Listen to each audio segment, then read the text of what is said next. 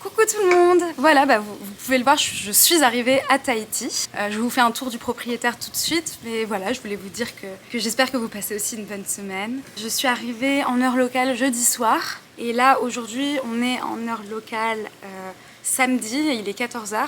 Donc c'est facile, il y a pile 12 heures de décalage horaire, donc en fait, s'il est 14h ici, il est 2h du matin à Paris, voilà, dans la nuit de samedi à dimanche. J'ai déjà passé ma première journée du coup de quarantaine. Et du coup, depuis que je suis ici, là, je lis un peu un guide sur la Polynésie française, du coup, pour un peu avoir les idées bien en place pour pouvoir ensuite vous faire un petit récap un peu de la Polynésie française, qu'est-ce que c'est son histoire, qu'est-ce que c'est ses cultures, comment ça se présente, voilà, donc je vais essayer de vous faire ça. Et voilà, je vais vous montrer un peu la maison, pas l'intérieur, parce que c'est pas chez moi, donc je montre pas l'intérieur, mais je vais montrer le dehors, vous allez voir, de toute façon, c'est là que je vis et c'est là que c'est le plus beau.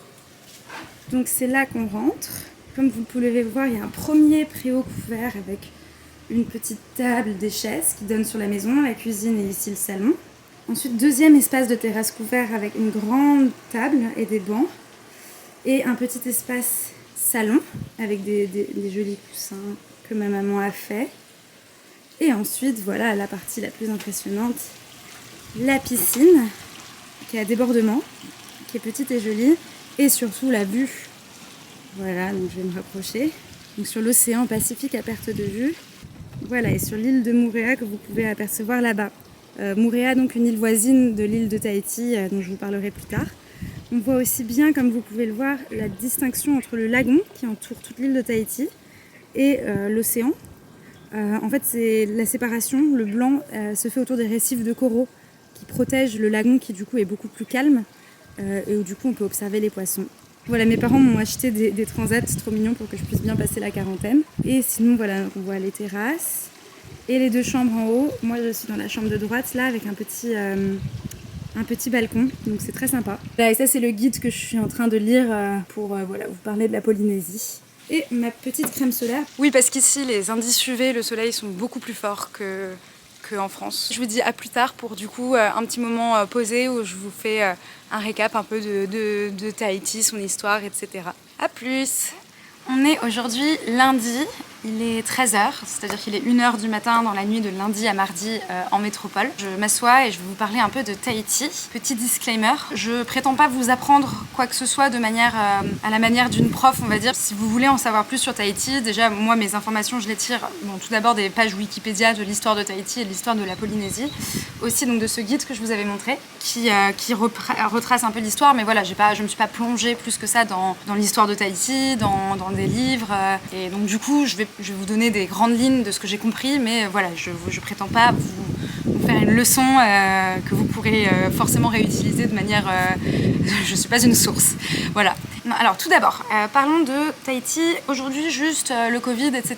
Pour rentrer à Tahiti, il faut un motif impérieux. Pour sortir aussi d'ailleurs. Là-bas, il y a très peu de cas de Covid et un cas hospitalisé à ce jour. Il y a quand même cependant toujours un couvre-feu en vigueur de 22h à 4h du matin. Justement, parlons un peu des horaires de vie. Les horaires de vie sont un peu décalés par rapport à la France. Disons qu'à Paris, je dirais que les horaires de vie un peu communes sont 8-9h, 23h minuit. À Tahiti, c'est un peu décalé. Déjà, le soleil se couche tôt. Il se couche là autour de 6h du soir. Et en fait, les horaires sont assez adaptés au soleil. Donc en fait, les gens se lèvent tôt, les commerces ouvrent tôt, la plupart des choses commencent vers 7h. Le travail, la journée de travail se termine vers 15, 16h, peut-être 17h. Et du coup, 22h, évidemment, ce serait plus sympa, pas de couvre-feu, mais 22h, c'est un peu l'équivalent de minuit. Ensuite, la deuxième chose dont je voulais vous parler, c'est de la géographie de Tahiti. La première chose qui est importante, enfin non, pas importante, la première chose qui est chouette de savoir sur Tahiti et qui est assez étonnante, c'est que donc Tahiti, c'est une île qui fait partie de l'archipel de la Polynésie française, qui comporte en tout 118 îles. Du coup, il y a plusieurs archipels. Il y a l'archipel des îles de la Société, avec les îles du vent et les îles sous le vent, dont Tahiti fait partie, mais également Bora Bora, Moorea, qui est juste voisine de Tahiti, c'est celle qu'on voit depuis ici. Il y a l'archipel des Tuamotu, où il y a vraiment plein de petites îles éparpillées avec beaucoup d'atolls. Plus au nord, on a l'archipel des Marquises, connu parce que c'est là que Gauguin a vécu, je vais y revenir. Et tout au sud, on a l'archipel des Australes. L'archipel de la Polynésie française est vraiment gigantesque. Si on positionnait Tahiti sur Paris, pour vous donner une idée, les Marquises, donc au nord, se trouvent en Suède. Les Gambiers, c'est complètement à l'est en Bulgarie. Les Australes, au sud en Sardaigne et les Tuamotu en Pologne. Maintenant, petit passage SVT, donc les îles, avant de vous parler de l'histoire plus récente des îles des premiers hommes, parlons d'abord de la création de cet archipel. Donc en gros, on a les deux plaques océaniques, donc sous l'eau, avec du magma autour qui les alimente, donc qui les font grossir. Et parfois, donc au niveau de la frontière, il y a des éruptions de magma qui donnent lieu à des éruptions volcaniques et ça crée des îles en fait. Donc ça, ce serait comme ça que les Tuamotu auraient été créés. Autour de ce magma à la frontière, il y a ce qu'on appelle des points chauds, qui entrent aussi parfois en éruption et qui donc créent une île. Certaines îles se transforment en atoll. Donc un atoll, c'est une espèce d'anneau. Donc les îles s'enfoncent petit à petit pendant qu'autour des coraux se développent. Et donc l'île s'enfonce pendant que les coraux sortent. Et donc l'atoll se crée une fois que le volcan, lui, a complètement disparu, mais que du coup le récif corallien autour a créé ce qu'on appelle donc l'atoll, donc une partie émergée d'île. Pour vous parler plus de Tahiti, en fait on a tendance à imaginer quand on pense à Tahiti, Polynésie, à des grandes plages blanches, le soleil, la mer turquoise et les cocotiers. Alors c'est vrai, c'est une partie du paysage qui existe, mais en fait l'île est surtout très en relief. Le mont le plus haut à Tahiti fait 2000 mètres de hauteur. Pour 1000 km² de surface de superficie. Ce qui fait qu'en fait sur l'île il y a une route qui fait la ceinture de l'île, donc le tour de l'île. C'est rigolo puisque elle commence à point kilométrique 0 et ensuite les repères pour savoir où aller, où les gens vivent, c'est des numéros. Donc je vais à la plage de PK17, point kilométrique 17. Et en fait il n'y a qu'une seule route qui traverse l'île au milieu et qui est très peu praticable. Il faut y aller avec un gros 4x4, c'est des petites pistes. Au niveau de la faune et de la flore, ce qu'il faut savoir déjà en tant que voyageur, c'est qu'il n'y a rien de dangereux en fait. Tahiti, l'archipel de Polynésie française, c'est très safe pour des êtres humains, puisqu'en fait les deux seules menaces, c'est le poisson-pierre qui donc a une épine dorsale si on marche dessus sans faire exprès, qui est très vénéneuse, donc on peut être hospitalisé, et le sans-pattes. Donc ça c'est un espèce de grand mille-pattes, non le sans-pied pardon, un espèce de grand mille-pattes qui peut piquer. Il y a 1000 espèces végétales en Polynésie contre par exemple 3500 en Nouvelle-Calédonie. Et pareil, donc ce que je vous disais pour les insectes, on compte 650 espèces d'insectes contre 50 000 en Australie. Passons un peu à l'histoire. On estime, la dernière hypothèse validée, c'est que les Polynésiens viendraient en fait du sud-est de l'Asie et des Philippines aussi et auraient exploré petit à petit le Pacifique, premier navigateur. Et ils seraient arrivés en Polynésie à peu près au 1er siècle de notre ère. Et à partir de là, ils seraient allés vers les îles Fidji, la Nouvelle-Zélande. Les îles étaient peuplées donc par des populations polynésiennes, donc la langue en fait ressemble par exemple à la langue et à la culture polynésienne de l'archipel d'Hawaï ou de la Nouvelle-Zélande. La société était divisée en clans avec des chefs. Le peuple était polythéiste. Les chefs avaient le mana, donc un pouvoir divin.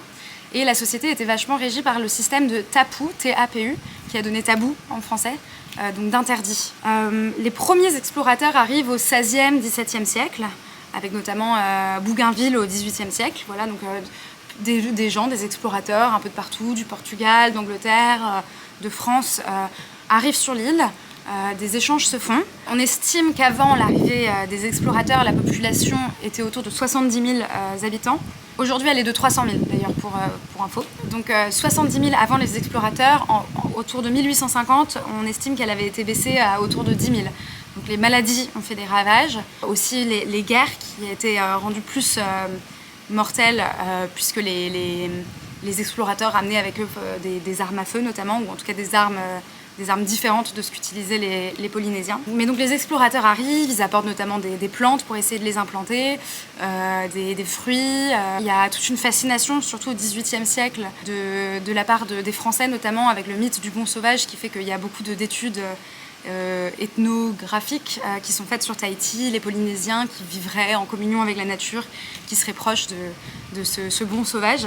Mais petit à petit, fin du XVIIIe siècle, de première moitié du XIXe siècle, ça commence à devenir l'époque de la colonisation. Donc les Anglais colonisent à droite à gauche, les Français aussi. En fait, ce que j'ai découvert là, c'est que c'est plutôt à l'origine les Anglais qui ont colonisé Tahiti et l'archipel, puisque c'est eux qui ont massivement envoyé des missionnaires pour évangéliser la population, donc au protestantisme. Ce qui a très bien fonctionné en fait, puisque aujourd'hui 50% de la population est protestante. Les croyances originaires de Tahiti ont été assez supprimées. Les Anglais se sont associés en fait à un des chefs, qui est devenu le chef Pomaré, qui a un peu centralisé le pouvoir et unifié l'île alors qu'il y avait plusieurs clans. Les missionnaires et les Anglais l'alimentaient en armes à feu, etc. pour l'aider à asseoir son pouvoir.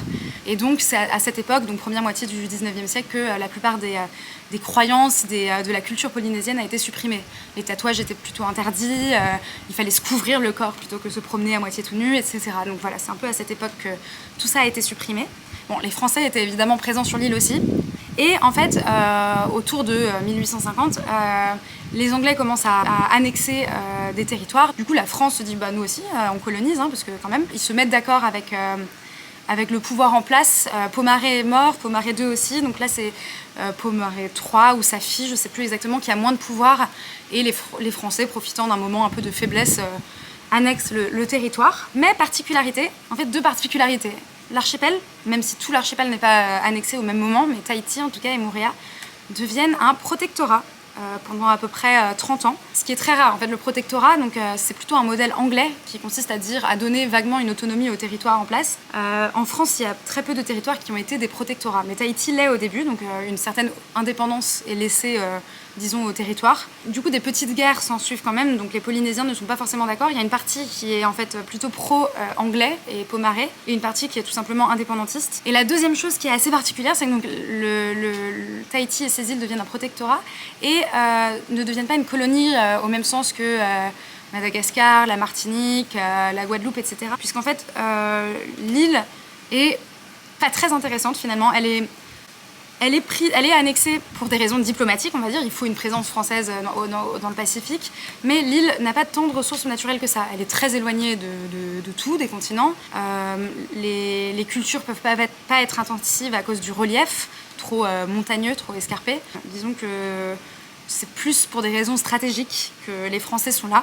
Bon, ils sont quand même là. Il y a d'ailleurs les missionnaires anglais sont remplacés par des missionnaires catholiques français, et aujourd'hui 25% de la population à peu près est catholique, mais comme vous le voyez, c'est plutôt les Anglais et le protestantisme qui l'ont emporté. Le XXe siècle, il est marqué du coup par cette domination française, qui est surtout marquée par une occidentalisation. Donc, pendant la Deuxième Guerre mondiale, les Américains s'installent à Bora Bora pour installer une base navale, et s'il n'y a pas de combat là-bas, il y a quand même du coup cette grande implantation américaine qui dure un certain temps, et qui contribue à occidentaliser encore plus cette île, Bora Bora, qui est très connue pour le tourisme, etc. C'est de là que naît vraiment cette occidentalisation de Bora Bora, où les populations locales bénéficient de ces nouvelles richesses, un mode de vie différent, et du coup avec les problèmes tels que l'obésité, l'alcoolisme. L'immigration chinoise aussi elle débute déjà à la fin du 19e siècle pour travailler dans certaines plantations par besoin de main d'œuvre, mais qui se pérennisent. Et c'est rigolo parce qu'on le voit dans les traditions culinaires, il y a des plats chinois qui sont incorporés aux cartes, etc. Il y a évidemment aussi la problématique du nucléaire. Donc en fait, Tahiti ne rapporte pas grand-chose à la France par rapport aux autres colonies. Au contraire, c'est même plutôt ça coûte de l'argent. Mais du coup, c'est là que ça coince un peu au niveau de la relation française face à la Polynésie. On se dit, bah tiens, ce territoire qui sert à rien, on va l'utiliser pour faire des essais nucléaires. Donc pendant à peu près toute la deuxième moitié du XXe siècle, Tahiti est un haut lieu d'essais nucléaires. Et aujourd'hui, il y a des polémiques puisqu'on pense que certains essais auraient eu des retombées radioactives qui seraient encore d'actualité aujourd'hui. Aujourd'hui, Tahiti est une collectivité d'outre-mer, donc elle a une indépendance, un président qui peut voter les lois de pays. Mais une fois qu'on a dit ça, il se trouve qu'en fait financièrement et économiquement, Tahiti et la Polynésie française dépend absolument de la France. Enfin, j'ai encore deux petites choses à raconter. Déjà, les célébrités qui ont permis de faire connaître, qui ont fait évoluer le mythe de Tahiti. Gauguin, évidemment. Le peintre qui s'est installé ici à la fin de sa vie, qui a vécu aux Marquises, à Tahiti et aux Marquises, et qui a peint énormément de tableaux localement, qui a amené aussi de nombreuses maladies. Il y a un film Netflix avec Vincent Cassel, enfin un film qui est sur Netflix, c'est pas un film Netflix.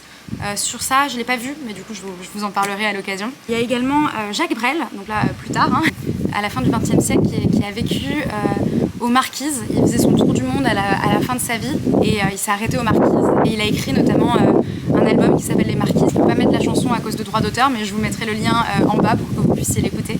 Il y a également, un peu plus dans le passé, mais deux écrivains qui sont passés par la Polynésie et qui ont été très inspirés.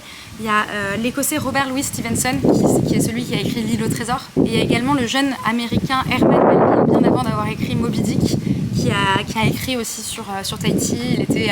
Il était à bord d'un baleinier. D'ailleurs, parenthèse du coup sur les baleiniers, c'était une grande source de revenus pour l'île. La chasse des baleines, ça a duré même jusque dans les années 1990. C'est interdit depuis pas très longtemps en fait, si on y pense, mais qui maintenant sont des espèces protégées. Enfin, pour finir cette longue présentation de Tahiti et cette longue vidéo, en vrac quelques informations, des idées reçues sur ce qu'on croit qui vient vraiment de Tahiti, mais qui en fait a été importé. Tout d'abord le ukulélé, qui vient en fait du Portugal. Et au niveau des fruits et légumes, il se trouve que l'ananas, la goyave, la mangue, la papaye et l'avocat sont tous des fruits et légumes qui ont été importés.